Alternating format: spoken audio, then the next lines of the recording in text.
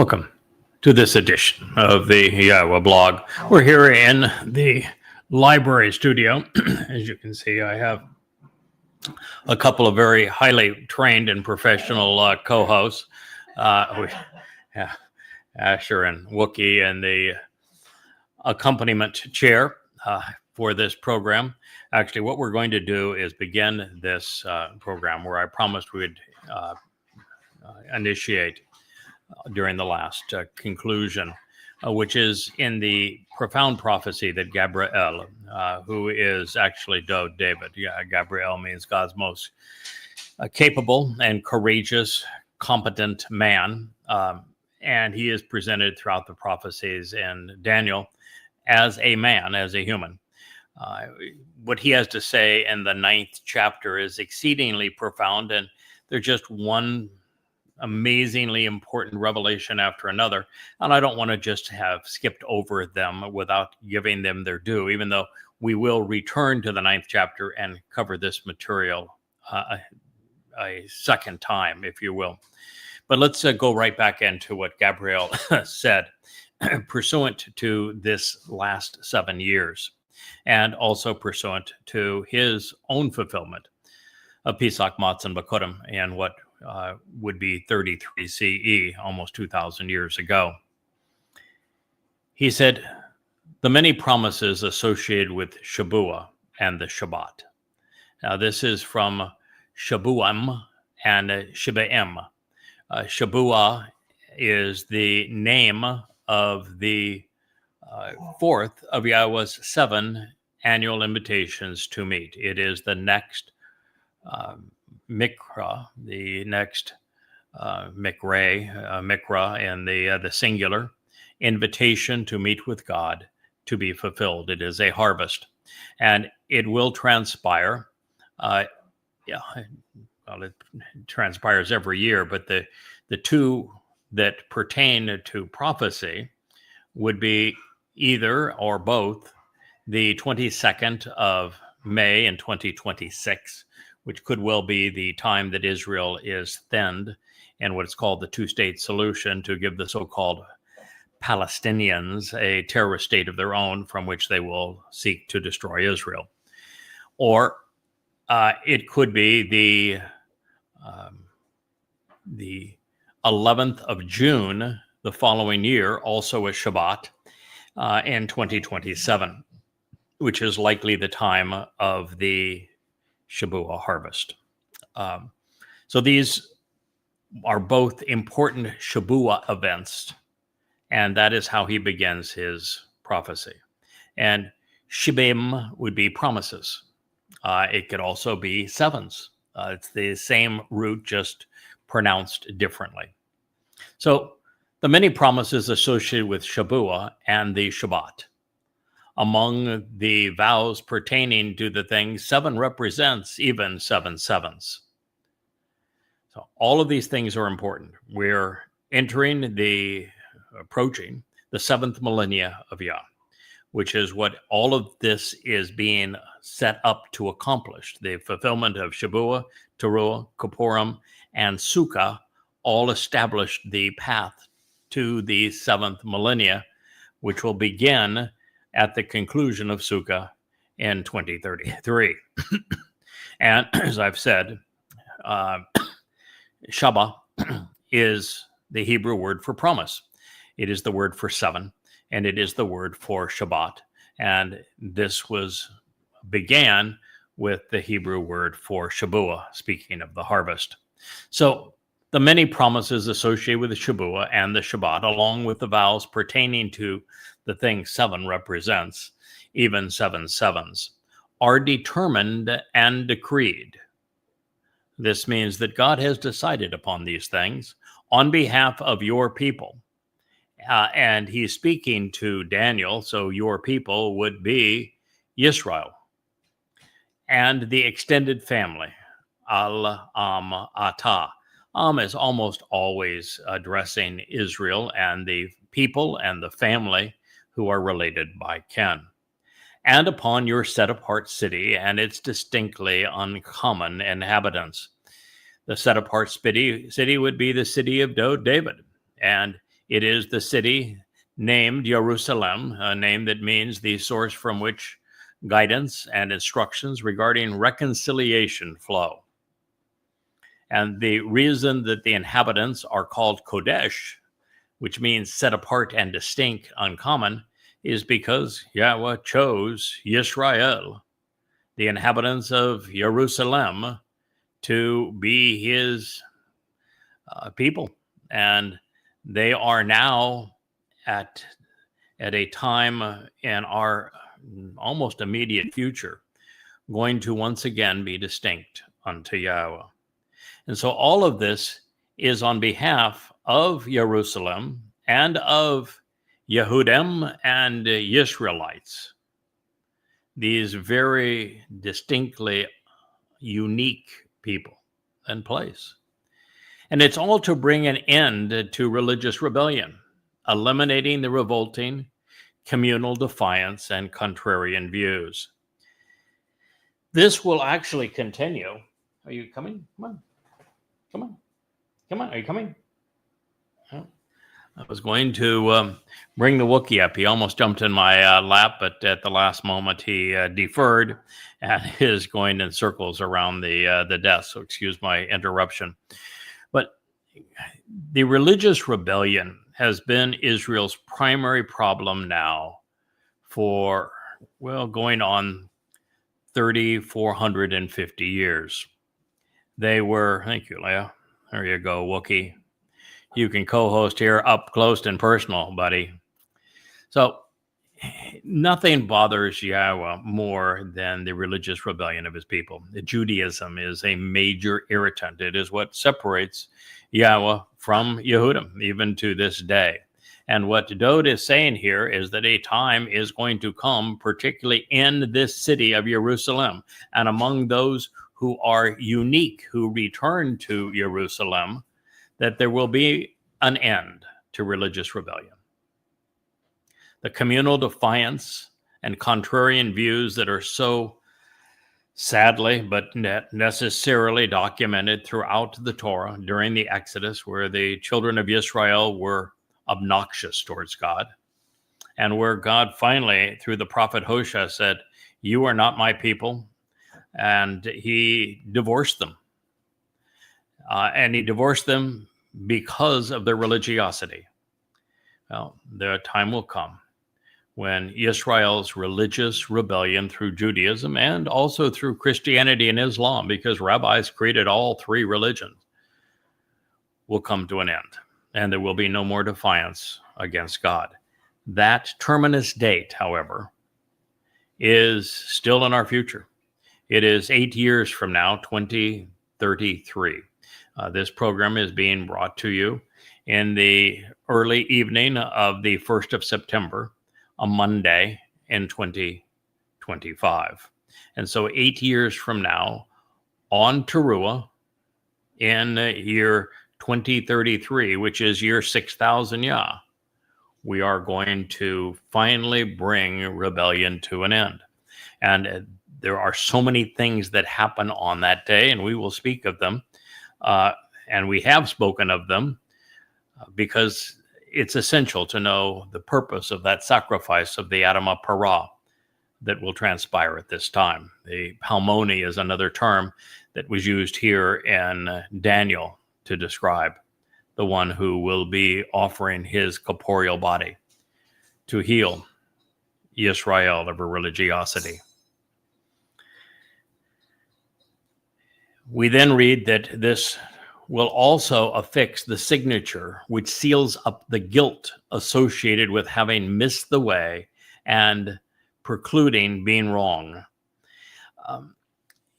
There is a very long narrative which we will reach eventually in this series of programs, presented in Bamidbar, Numbers 15, that describes precisely what the Makar and Par, it's listed under 4 or 5 different names for the bull, who is the Palmoni, who is the Adamah Parah.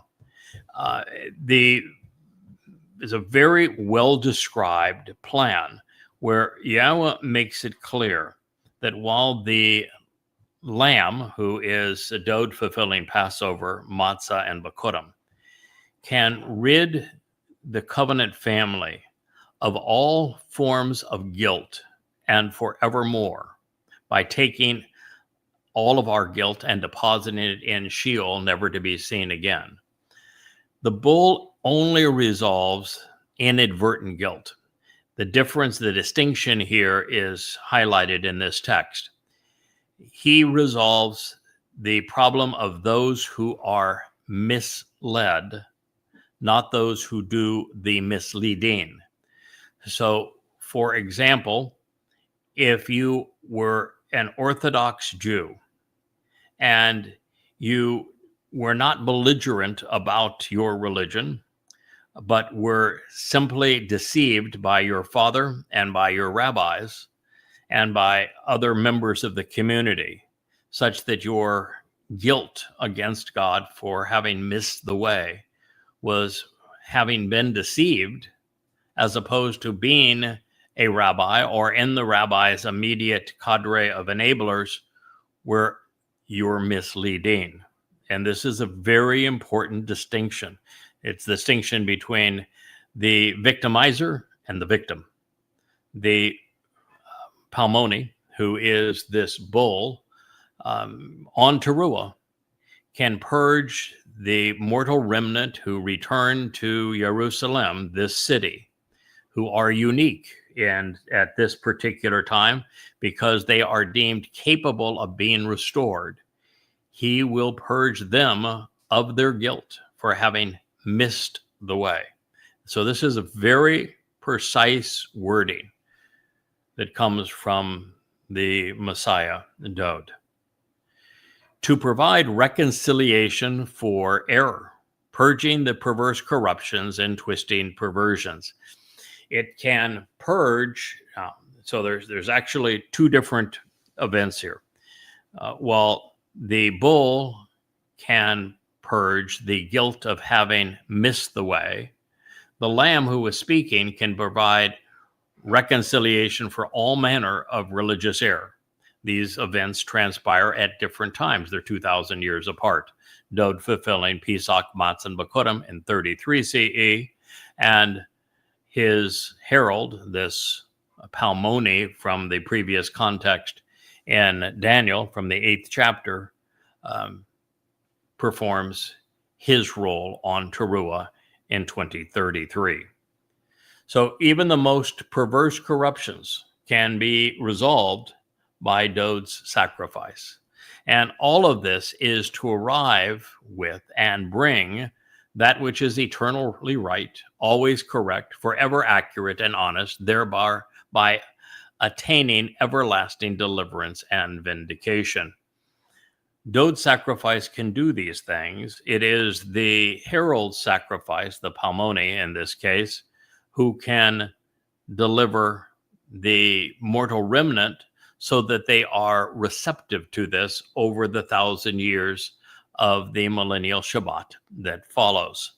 So it is a magnificent plan that God has, whereby at the end, there still won't be a significant remnant of Yisrael who have let down their guard, who have walked away from religion, who have disavowed politics, who are no longer smeared by the culture, and therefore who are receptive to Dode and Yahowah, and can be purged of their inadvertent guilt.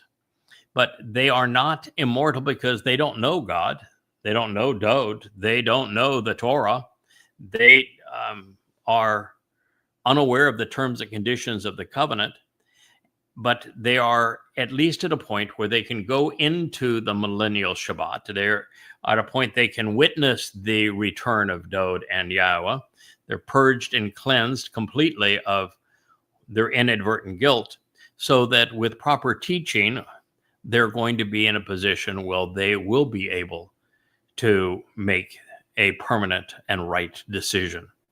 Further, the one who is arriving after fulfilling the means to vindication and perfection is Dode, and he is the one whom Yahowah repeatedly calls right, and he's speaking of himself. So this is the bow of the one who is eternally right. And that would be the arrival of Dowd himself as king, as he arrives with Yahowah on the day of reconciliation, Yom Kippurim, in 2033. To provide a personal seal and signature to revelation, confirming and completing these communications. The revelations that Yahowah provided prophetically get us into the millennial Shabat. That is their purpose. They get us into the millennial Shabat. As we grow from there, Yahowah is going to instill within us his Torah guidance and teaching, such that we can maneuver together through that time into forevermore together.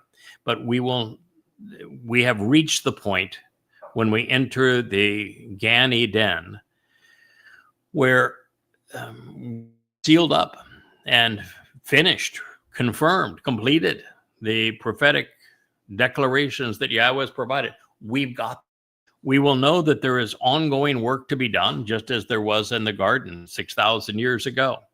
We'll be teaching these mortal remnants and the children that they conceive. And there will be work that Yahowah and Dowd will want accomplished, and we will be of service to them. It will be a great time of celebrating our relationship with our Heavenly Father and with his beloved Son.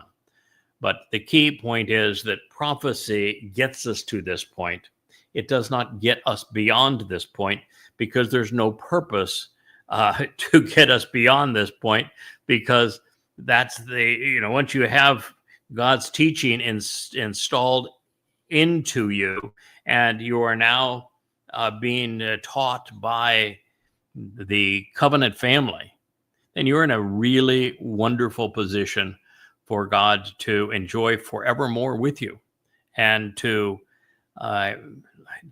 allow this wonderful experience of celebrating life to play out from that point on. There's no reason that God would ever want to reveal that, because I don't think he wants to see it. I mean, he knows that with the covenant family having returned from the Shabuah and Teruah harvest, all there to guide this perfected mortal remnant of Yisrael, and the presence of their king, Dowd, who is returning as Elyon, as God's right hand, and as brilliant as the sun, and as powerful, really, as the Almighty, that things are going to play out beautifully and in an exciting fashion, with everybody liberated and empowered. And this is what God intended. When things occasionally go astray, we've been told that Elia is there to nip them in the bud, and he will make certain that error doesn't turn into religion and go viral. So this is Yahowah's personal seal and Dowd's on revelation, on prophecy, and on these communications. It is also the time that we will be re-anointing the most set apart. When Dowd returns and becomes king forevermore, I am certain that Yahowah will anoint him, his Messiah, to lead his people, to guide us as our king and shepherd once again in our presence. And that at this point, his throne is going to be the Kipporah, the mercy seat of the Ark of the Covenant. And we can be assured that Dowd will also be anointing it with the blood of the bull and the goat. So the most set apart, which is the mercy seat of the Ark of the Covenant, as it will be placed in a reestablished temple, a home to Yahowah's name. All of this is going to transpire, and it is going to receive a Mashiach, an anointing of the Kodesh Kodesh, of the most set apart. Therefore, know and gain insights to understand. God wants us to know, Yada, and he wants us to understand, Sakal. That is why this testimony is given. God has no interest in us believing, or our faith when we in fact can go way beyond believing in faith by knowing, by Yada, and that there is an empowerment even beyond that when we make the connections with what we have come to know to begin, understand, here conveyed as shakal, because there are many ways to convey intelligence and prudent discerning, active learning, being properly educated and intelligent, wise, so that we can perceive. And so this is something that follows, that you're going to have to be exceedingly perceptive and intelligent, knowing a huge swath of what God has made available so that you can make the connections to understand what I'm sharing with you. And in fact, I think what I'm sharing with you, it's for the first time ever, that it actually has been revealed in a manner that can be understood right to the most important details. That from the going forth of the word to return, to restore, rebuilding Jerusalem. Jerusalem is the source of teaching and guidance on reconciliation. That's what the name means. Until the restoring testimony of the eternal witness, of the Son of the Sovereign, who is conspicuously making this known and who is providing the leadership and counsel of the Mashiach, the anointed Messiah. What Dode is saying here is Gabriel, is that while he is going to provide the exact date that he is going to fulfill Chag Matzah, not arrive to fulfill Passover, that he will complete his fulfillment of Chag Matzah, which is essential, because without the fulfillment of Matzah, Pesach is counterproductive. The way the rabbis celebrate it is counterproductive. The way it's presented in the Christian New Testament is counterproductive. What I mean by that is, if you were to observe Pesach but not Matzah, your soul becomes immortal, but still corrupted and therefore eternally estranged from God. And that means your soul cannot die, but has to be incarcerated in Sheol. So you don't want to do what the rabbis have done by celebrating Passover for 7 days and ignoring Matzah.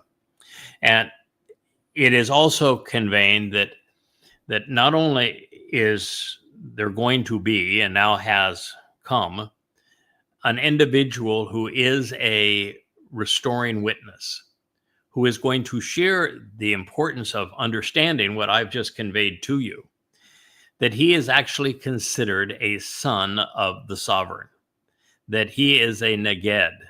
He is someone who is making what I'm sharing with you conspicuously known. And for the first time, he is providing leadership and counsel. He's the one who has been officially obtained by God and given the status of being properly appointed so that he can expound upon, so he can announce, so he can proclaim the message of the Mashiach.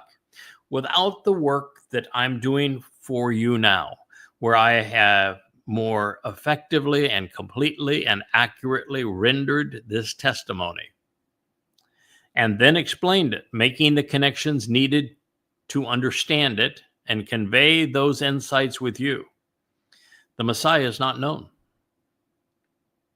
You know, the world has been hoodwinked into believing that Jesus is the Messiah.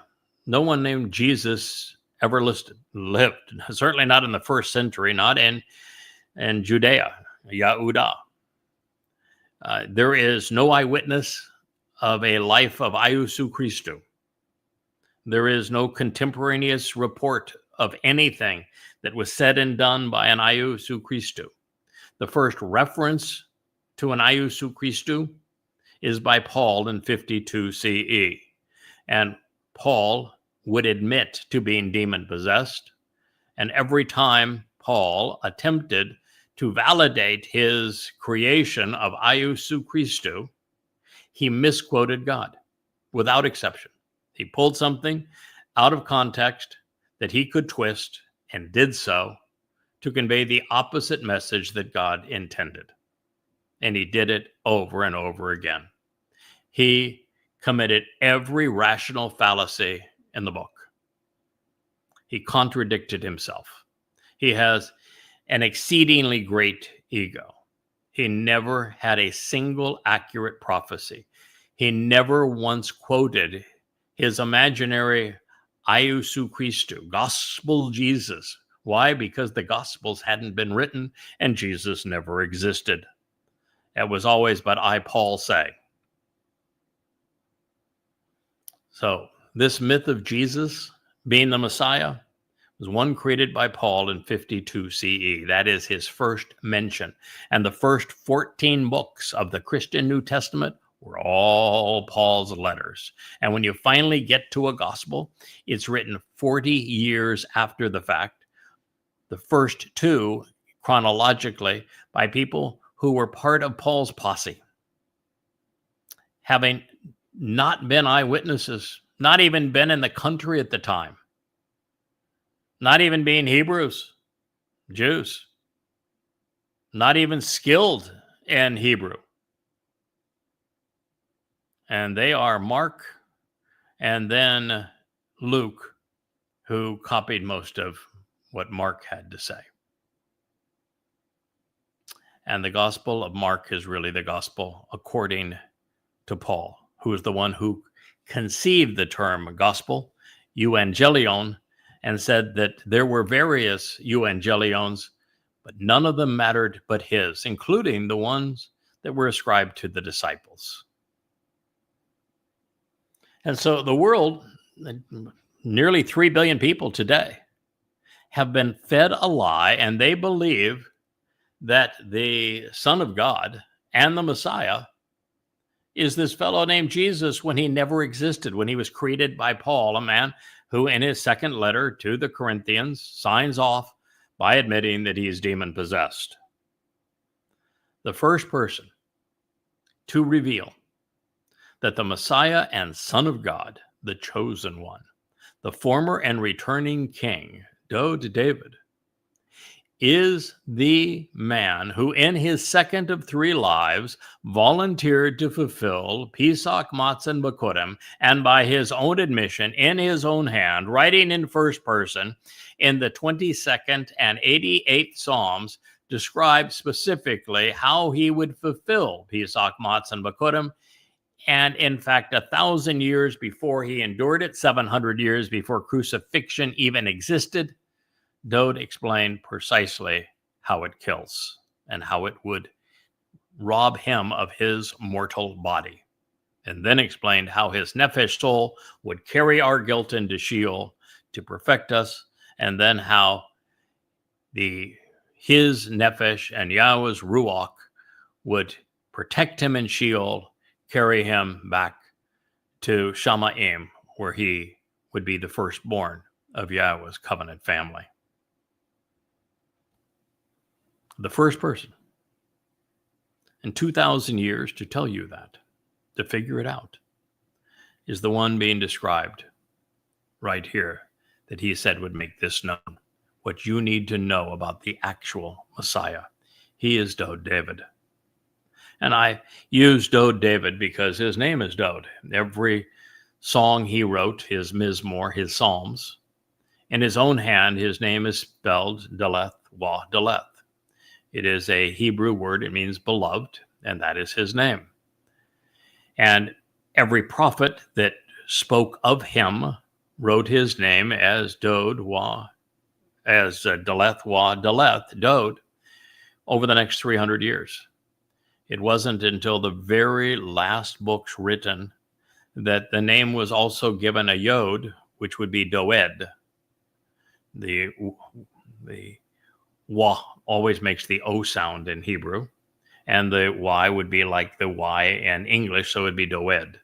But there are 1/4 as many Doeds as there are Dodes, and all of the Dodes are either by Dode's own hand, and I think he probably knows his own name, or those prophets closest to his time, who most assuredly knew his name as well. And I only convey the corruption of his name so that you know who I'm talking about. And he said, so that of the anointed Messiah are 7 sevens, and the 7 promises and fulfilled vows. Therefore, in 62 weeks, she shall be restored. Speaking of the city of Jerusalem, and rebuilt to establish and fortify the way to grow and expand by being diligent and decisive in a troubled time of oppression.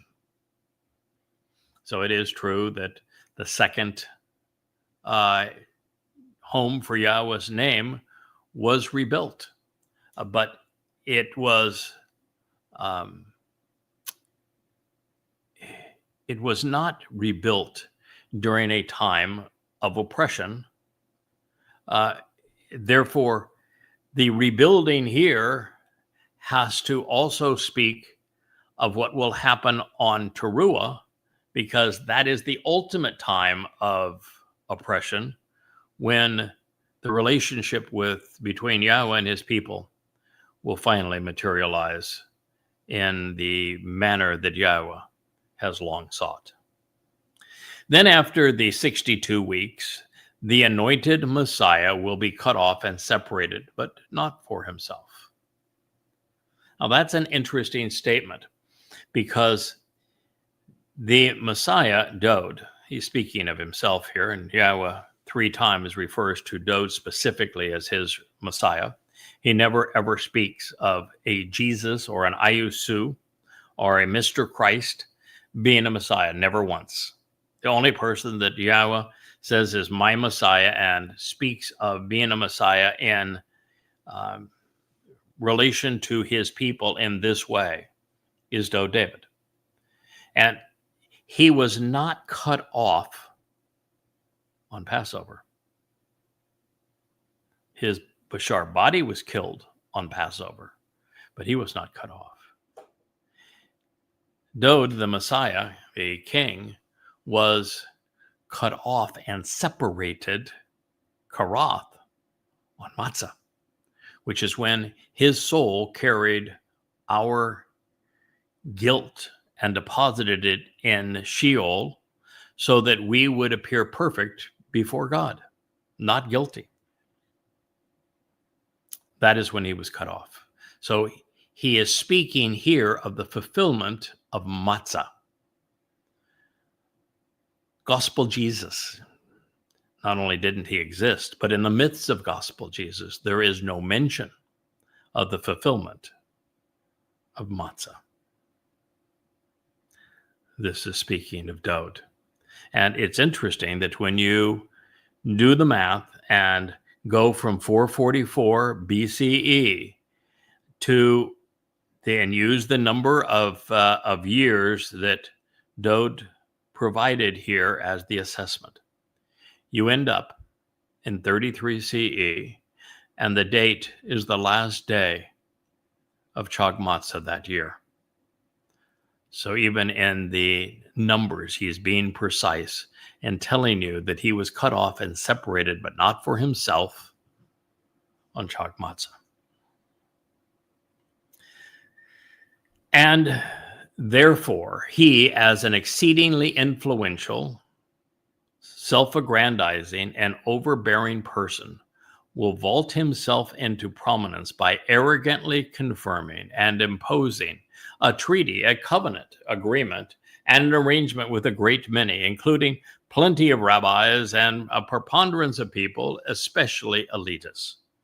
Now, this is actually a fairly difficult transition, one of the more difficult transitions in the Torah and prophets. And unfortunately, we do not have a Dead Sea Scrolls fragment or manuscript dating, or not dating, but from this particular chapter of Daniel. So this does not exist in the Dead Sea Scrolls. So my guess is there was something that was provided as a transition from one to another, because we're going here now from 33 CE to 2026 or 2027, when the Towrahless one, the adversary, the corporeal manifestation of Satan, will be the one who will be so exceedingly influential and self-aggrandizing. Now, one of the reasons, though, that Dowd may have intended as Gabriel, this very abrupt transition from what he fulfills in 33 CE, which is year 4000 Yah, to what is going to happen by the Towrahless one, thought to be the Antichrist by Christians, in 2026, 2027, 2030, through that period of time, our immediate future, is that Hasatan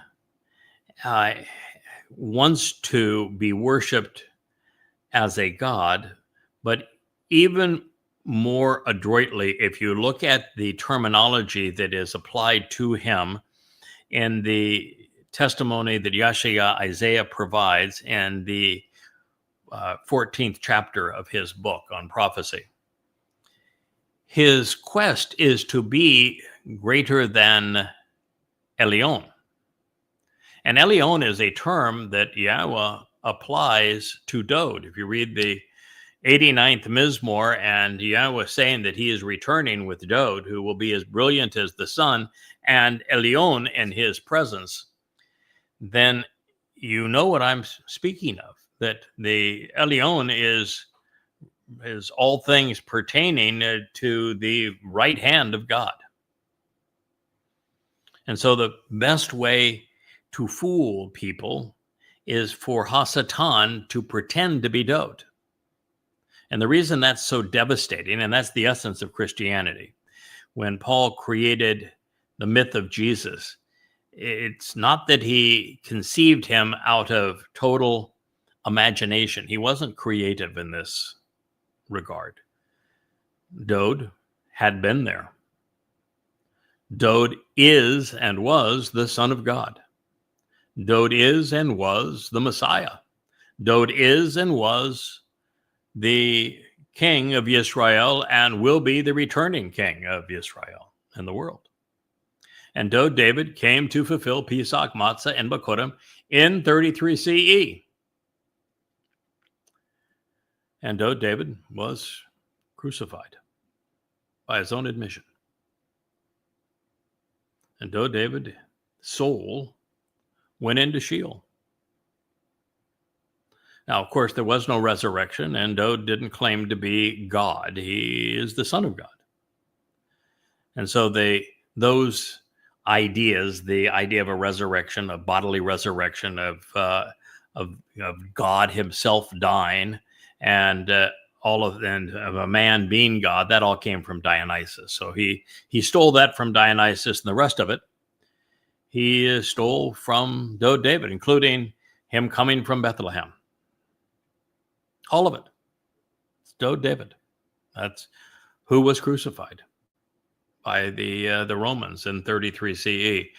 And so if Hasatan can convince people that this impostor is the Son of God who was crucified, then he annuls the benefits of Dowd fulfilling Passover, opening the doorway to light. He annuls the benefits of God providing a way through his Torah to perfect us through matzah. He is annulling anybody's entry into the covenant through the fulfillment of Bakurim. And not only is he precluding salvation and eternal life by counterfeiting Dowd David and creating this myth of Jesus Christ, he is doing more harm to aggravate Yahweh than anything else he could possibly do. And so that's what he did. And that's why it's written this way. And by making this abrupt transition, Dowd is trying to help us understand that he is being counterfeited, that this being cut off, but not for himself, is being robbed from him by this exceedingly influential, self-aggrandizing, overbearing person who is going to vault himself into prominence by arrogantly confirming and imposing a treaty, a covenant agreement, and arrangement. When we read Yeshayah, Isaiah, in the 17th and 18th chapters, we realize that this is the very agreement that thins Israel at the waist, that makes Israel indefensible. And in the 18th chapter, there are some 72 adjectives that describe this exceedingly arrogant individual who is overbearing, who vaults himself into prominence, who perpetrates this betrayal of Israel, granting a state of terror, an Islamic state, to the Muslims so that they can destroy Israel. And Isaiah makes it clear that this is commiserate with the fulfillment of Shabuah. And therefore, it has to happen within the next 2 years, and likely within the next 10 months. And those adjectives describe one nation and one man, Donald Trump in the United States of America.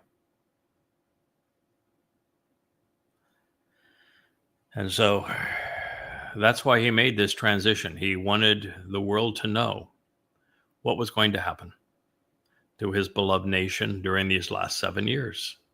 He wanted to know he wanted us to know who would perpetrate that crime. He wanted to know that Hasatan would seek to counterfeit him, to rob his people and Dode himself of all that he had achieved and his accolades. It's the single most important discovery in human history, and I'm sharing it with you now. Whether you can accept it, process it, deal with it, that's up to you. But this is the truth. He's going to impose a different treaty, a different covenant, a bereth, but a bereth of his own, an arrogant bereth, as opposed to the one that God conceived for family. And it's going to be with a great many. The book of Daniel describes 10 heads of state. He calls them horns, which would be a boneheaded blowhard. And I've delineated the likely cast of characters that will make the 10 nation or 10 individuals from nations who will side with Trump in the affirming of the terrorist state called out of Israel's midst. Plus, at the United Nations, when this is voted on, the vote will be essentially 90% of the 197 nations in favor of rewarding Muslims who perpetrated 10/7 with the terrorist state carved out of the heart of Israel. 90%. You'll have some 5% who will abstain, and fewer than 5% who will vote against. But ultimately, over the next 10 months, as a payment for the bribe that he received from Qatar, Saudi Arabia, and United Arab Emirates, totaling $16.5 billion, Trump is going to betray Israel. He is going to be the Neville Chamberlain. And Israel will be his Czechoslovakia. And Muslims will be his Nazis. And World War III will be the result.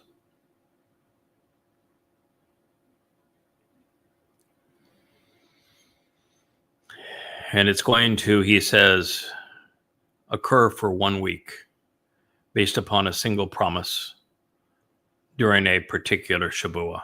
Echad Shabuah, one Shabuah. Now,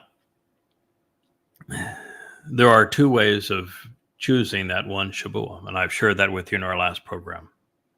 It can be the Shabuah 7 years and 4 months from the fulfillment of Towrah in 2033 when it's all over, and that one Shabuah would be the 22nd of May, 2026, a Shabat. And I think that is likely the one Shabuah that this covenant with many to make Israel vulnerable and to destroy, creating the killing fields against millions of Jews, which is why this is being brought up. I think that is this particular Shabuah that allows slightly over 7 years to the end. We are given the specifics, and we shared with you those specifics in our last program, of 2,300 days from Towrahless fulfillment in year 6,000 Yah 2033, that brings us to another Shabbat, a Shabuah fulfillment of 11th of June of 2027. I think both Shabuahs are in play. Even though this says one Shabuah, it is on one particular Shabuah that this covenant, this treaty with many, will be affirmed by the exceedingly influential, self-aggrandizing, and overbearing person the world knows now as Donald Trump, who is demon-possessed and who will be controlled by Satan to accomplish this. That Shabuah being 22 May of 2026. Giving up the land that Yahweh gave to Yisrael, that Dod protected on behalf of Yisrael, that Dod unified his people within, around the city of Dod, is heartbreaking beyond imagination for this king, which is why he is specifying the Shabuah that is 7 years before all of this is resolved, pursuant to what he has just revealed in his previous statements. And this, of course, is the affirmation that it is Donald Trump who is the Towrahless one and the great betrayer, sabotaging Dod's nation. And it says, halfway through the week, he will stop the observance of the Shabbat and seek to forestall the benefit of the sacrifice which had been freely offered as a gift. Now, this is quite important. First, the next Shabbat that matters is going to be the Shabbat of Shabuah. It's a Friday evening and Saturday of the 11th of June in 2027. Satan will know all about that, and he will do everything he can to forestall that, because the moment that Shabuah occurs, the rest of it is a lay down hand. We will prevail from that point. Our most important necessity on behalf of completing what Yahweh once accomplished is to have a harvest of quality individuals who will make the covenant family rich and inviting, entertaining and enlightening for Yahweh. These will be the teachers of the millennial Shabbat. These are God's most prominent sons and daughters. And Satan knows that. Satan knows that should we prevail in nurturing this harvest, it's over for him. He'll play out his cards. He'll do the maximum amount of carnage of Israel. But for him, it's over. The moment we get to the Shabuah. Rich, you and I were talking earlier today. And I said, if I am convinced that after the 3 years that we spend in Shamaim with Yahweh, and that with the addition of the great orator Elia, who just exudes credibility and confidence, more so than really anyone who has ever spoken for Yahweh. He's the man that looked the hideous king and his queen in the eye and said, no, you're the troubler of Israel, not I. He's the one who ordered the king to bring all of his religious prophets of Baal, the Lord, and Asherah, the queen of heaven and the mother of God, the false god who would play such a role in Judaism, Christianity, and Islam, to assemble all of those prophets. And he is the one who made a mockery of them in front of the king and queen. And he is the one who pursued the king and queen such that they both died, as did every religious proponent in Israel. With Eliah's arrival, as articulate, as wise, as credible as he is, and with our prominent position on the Temple Mount, with Yahowah having this moving scroll above us, making us impenetrable, such that no matter what the world brings against us, nothing harms us. Having a replica of the tent of the restoring witness on the Temple Mount, having destroyed the dome of the ugliness and the mosque of the hideousness, the credibility that goes along with that is just enormous. And all we have to do is, between worldwide, have a sufficient number of quality individuals who just stop being overtly religious and political. They don't have to be perfect. They just have to be misled as opposed to misleading. That's all we have to do. And to garner that kind of an audience, and it's worldwide, because Yahweh is going to bring them in from around the world, in addition to those that are near Jerusalem. I don't see any way that collectively, collaboratively, in that environment, that we won't succeed. And we're a little bit, not totally, but we're somewhat more isolated now. You know, we do have the seven spirits of Yahweh. We have his word being revealed beyond what has ever happened previously.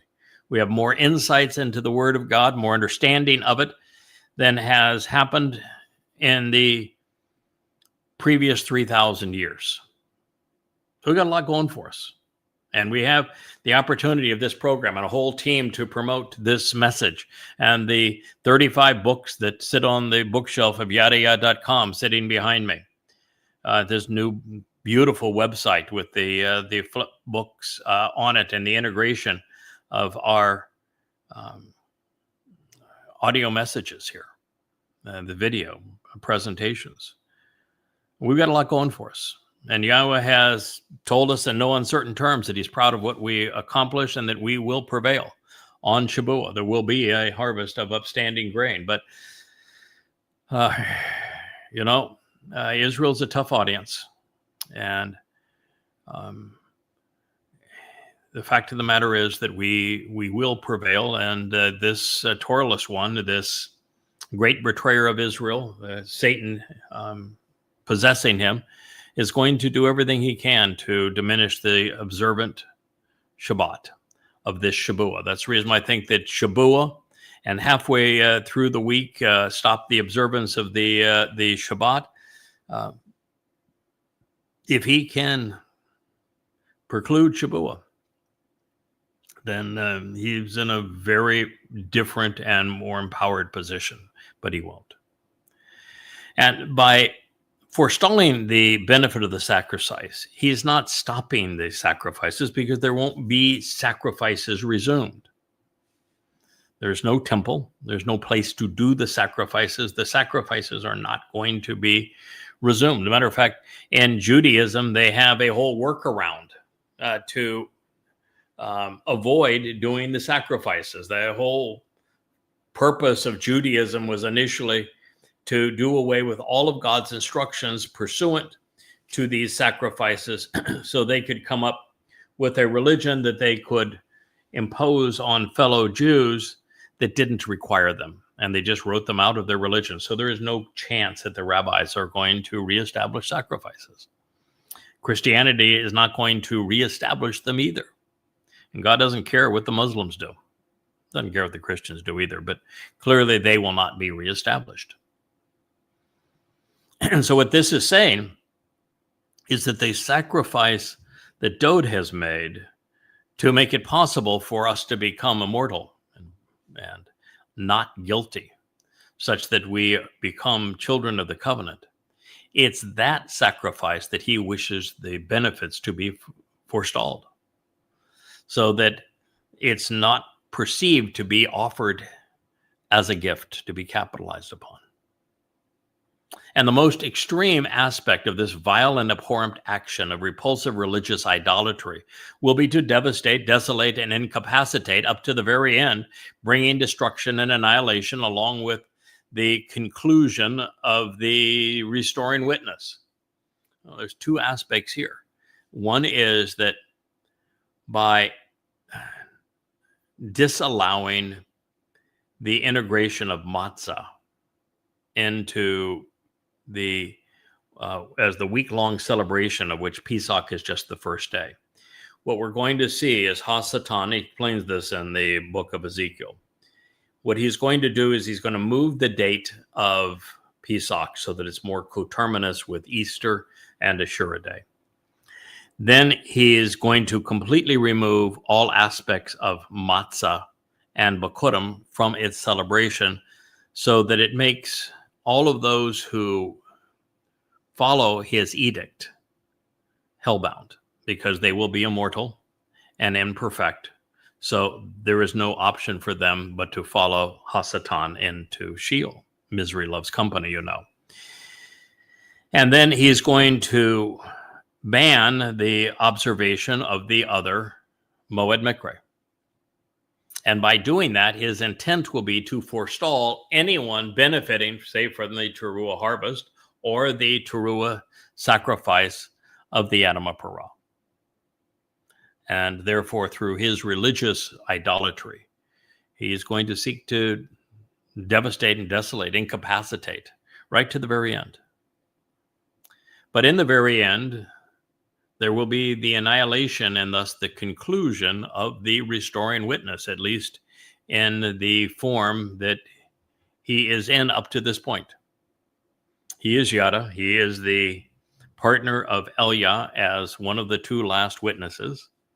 And his job will be to offer his corporeal body as the bull, as the parah, as the par, as the bakar, as the Adamah Parah on Towrah. And it is what God does with this on Towrah that purges Yisrael of her guilt, and that also seals Hasatan's fate, and that is his very end. And it says it's going to occur quickly and decisively, with determination and with decrees, profusely poured out upon the deserted, desolated, and destroyed, who are astonished and stupefied, and who will perish because they are too stunned to respond.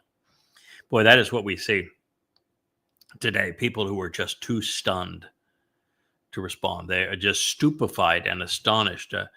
I watch the world through the lens of social media, particularly on X. And what I see is a devolution of humankind to the point that very few people are what I would consider human anymore. They have lost their conscience. They have lost their nesama. They have lost their ability to distinguish between right and wrong, good and bad. And in so doing, they're counterproductive. They add nothing and are simply stupefied and stunned. Nobodies, worthless souls of less value than, a slug. That's just what has happened. An entire generation, maybe two, has been dumbed down to the point they can no longer think. And if you can't think, there really is no future. They're worthless. And so that's the prediction, a prophecy that Doe delivered. And I wanted you to see it from that perspective so that you would know what to expect, what is being discussed. And we went through it in our last program, but not with this level of detail. Now, in our last program, I also shared Isaiah 17, 4 and 5. And it was the pivotal place that changed our perspective, my perspective, on how all of these events will play out. Because it speaks of a harvest of standing grain. That harvest of standing grain is Shabuah, tying these prophecies together. And of Israel being dissected, eviscerated at the waist so that she becomes indefensible, which is this very covenant with many. And how those events are tied together just as they were tied together in Daniel. And then as we went through this, we found the role of the parah, this productive bull, that he plays, and then how that is all part of a gleaning on Towrah, along with the sacrifice of the Adamah parah, and where that leads us. And then in the 18th chapter, there is a whole chapter devoted to the fact that the great betrayer is Donald Trump in the United States of America. So here's some insights just from Isaiah 17, beginning the 4th statement. And then it will actually come to pass in that day that the size of Israel will be decreased to the point of no longer being sustainable. Then the most important place at the midsection of his body will be leaned, shrinking in size, sacrificed in a counterproductive and unsustainable manner as part of the hidden agenda of diseased dignitaries. That's why I know that the two-state dissolution of Israel, the creation of a Palestinian state. There are no Palestinians. There is no Palestine. It's an ethnic and genocidal slur, one created by Hadrian because of what Bar Kokhba uprising that was promoted by Rabbi Akiba. That's why we know it's going to happen. And that's why we know when it's going to happen. And it shall become like the gathering in and receiving of a harvest at the proper time toward the end, which must be cut short due to the extent of man's provocation and anger, reaping the standing grain from the chaff in season, cutting it away so as to remove it from a vexing time of grief, thereby establishing and validating the prominent and mature grain. Now, what this gives us is not only another affirmation that this is Shabuah, that is the harvest, it's the next harvest, and it is a harvest of standing grain. It's of wheats. Very different than Bakurim, which is a barley harvest, which is cut while the harvest is still young and flexible and green, not standing and mature, as is the wheat harvest in May, June. But this gives us every bit of the latitude that I have spoken of previously, where both Shabuahs come into play. May 22nd of 2026, June 11th of 2027. Because it shall come like the gathering in and receiving of a harvest at the proper time toward the end, which must be cut short due to the extent of man's provocation. That 7 years has to be cut short. That is when Yahweh intervenes with the Adamah parah, with Eliah being the master of ceremonies, to end all rebellion on Towrah, the 24th of September in 2033, of course, the Shabat. And that is when man's provocation and Satan's provocation is cut short. And there's great anger. So this reaping of the standing grain and chaff in season, cutting it away so as to remove it from a vexing time of grief, it could say out of a vexing time of grief, and then you would assume that it would take place on the Shabuah in 2026. But when it says from a time, and that's the primary translation of men in this case, of vexing trouble, this would be from the time of Yaakov's trouble, then it can be during that period. So the Shabbat, the first Shabuah during that period would be the natural time for us to expect this fulfillment of the harvest of standing grain, giving us a full year in the time of trouble before it becomes exceedingly vicious, for us to continue to share Yahowah's story, the story of his beloved son, our Messiah and King David. And that is what's being conveyed here, thereby establishing and validating the prominent and mature grain. We are going to be prominent at this time. We're going to validate the truth at this time. And it gives us that full year to be able to do so. It's just such a perfect interpretation of these two Shabuah and the purpose and intent of each. And when you think of it too, when you look at Neville Chamberlain's sacrifice of Czechoslovakia, which he, of course, had no right to give to Adolf Hitler and the Nazis. But when he did so to achieve peace in our time, which will be coterminous to Donald Trump giving Israel, the high ground of Israel, to the Muslims to achieve peace in our time, not his to give. War does not start the day the appeasement occurs. It takes the militants a while to amass their weapons and to strategize their plans. And in this case, it'll be Alaska Flood 2.0. It's described vividly in Yoel and in Yashaya of terrorists flooding into Israel and numbers that are beyond measure, beyond what can even be counted. A tsunami of blackness. And in one place here, we actually read there's an influx of Arabs, a swarm of noxious Arabs that are going to come into Israel. There's going to be in the range of 2 to 4 million of them. And for all of them to be marshaled into position and armed and engaged in this great terrorist attack, which will be, again, like Alaska Flood, in that the use of tanks and armored personnel carriers and this sort of thing will be essentially meaningless. It's going to be a bombardment of the major cities with drones and missiles and rockets, probably 1,000 times more than Alaska Flood 1.0. And 1,000 times the number of jihadists, and they will go into all of the smaller communities and they will rape and plunder, terrorize and abduct and murder. And that's going to happen a year after the covenant that dissects, eviscerates Israel, just as it did in Neville Chamberlain's Peace in Our Time too. We had War of the Worlds.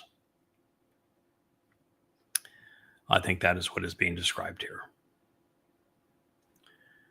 Now, this goes on to speak of one of the most important titles that is ascribed to any man, and in this time, this title is ascribed to 3 men. That title would be what, my friend? No, Zeroah. Yeah, Palmoni is in Daniel. It is evidently it's Elias' pet name for the role I play. Isaiah has many titles for the role that I have been asked to play.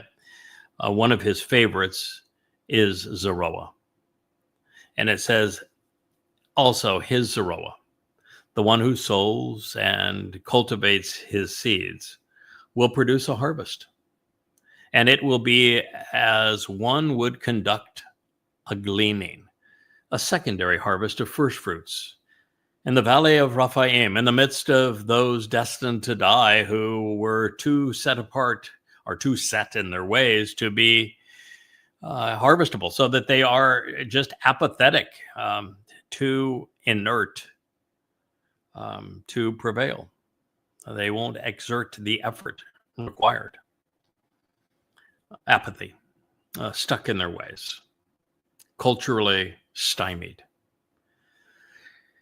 But this Zeroah, who is the same fellow is the Adamah Parah. He is the Palmoni. He is the Bakor. He is the Par Bull. He is the Choder.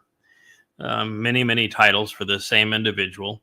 He is going to be cultivating and sowing the seeds that produce the harvest, and that will be of Shabuah. And then he will also conduct a gleaning. That's a lakat, and that will take place on Towrah, which is the secondary harvest. It is a first fruits harvest as well in the valley of Raphamim, in the midst of the horrors that are taking place within Israel. In him and Jacob, Israel, covenant, there will be those souls who will be spared and survive, in addition to the physical bodies of those who will be left behind, gleanings of those purposefully left on the vine, and in going around at the right time to remove them from a threatening and dangerous situation, encompassing and striking them with a branch, such as a means of harvesting an olive tree. That says a lot, but the Towrah gleaning, its lakat, is of olives, and we're told that they will come from two places, 2 or 3 from the uppermost branches, that would be Yehudah, and 4 or 5 from the branches which were cut away, that would be Jerusalem. This is the final opportunity to become immortal, not guilty forevermore, and enriched and empowered as part of the covenant family during the evening of Towrah. And at that same time, there will be those who are left behind as mortals. And that will be the purpose of the parah, this productive bull, to make the sacrifice to purge and restore them. So there will be 2 or 3 ripe olives in the uppermost branch, Yehudim, and 4 or 5 in its fruitful and productive branches, which were separated and cut away, just like the 10 tribes were separated and cut away from Israel. They represent those that were cut away, while Yahud is always Yahweh's beloved, the uppermost of the tribes. All of this is prophetically declared by Yahweh, the God of Yisrael. He's not the God of Christianity. He is not the God of Goyim. He is not the God of a church. He is not the God of Rome. He is not the God of America. He's the God of Israel. Now that can include more than Israelites, because in its best interpretation, Israel is from Yisrael, individuals who engage and endure with God. I'm counted among them, and so are many others. Now there is also, this is an announcement and a warning to everyone who thirsts. Choose to walk towards the water, because God is providing a source of cleansing water. At this time, under the sacrifice of the Adamah Parah, as was the case when Eliah performed the same feat at the sacrifice of the bull 2,888 years prior to this moment, there will be this upwelling of water from beneath the Temple Mount. And God says, choose to walk towards it. This is the waters of life. These are the waters that will purge you. This is the source of cleansing and of life.